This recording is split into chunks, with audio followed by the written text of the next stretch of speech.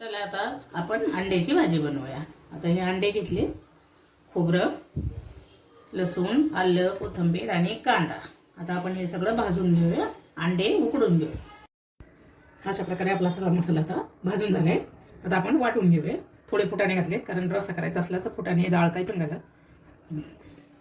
भाजी बनवूया।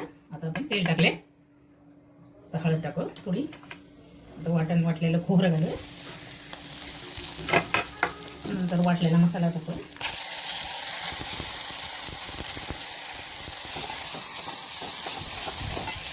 आता मिरची पावडर घालूया,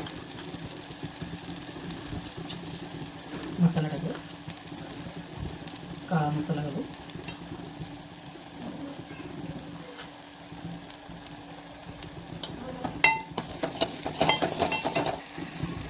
आता थोडं तेल सुटेपर्यंत आपण त्याला परतून घेऊया। थोडं पाणी घालूया,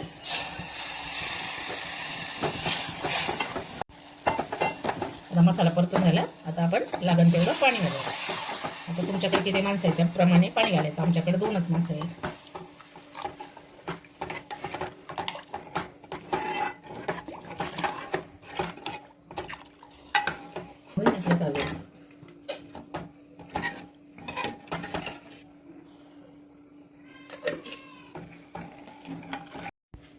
उकळे आले, आता आपण उकडलेले अंडे त्यात घालूया।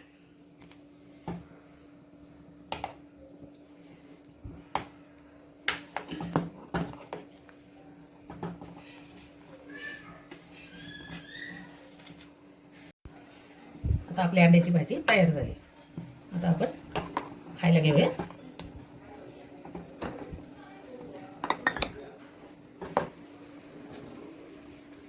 चला आता अशा प्रकारे आपली अंड्याची भाजी तयार झाली। चला आता आपण खाऊया। आवडली तर लाईक करा, शेअर करा, करून बघा।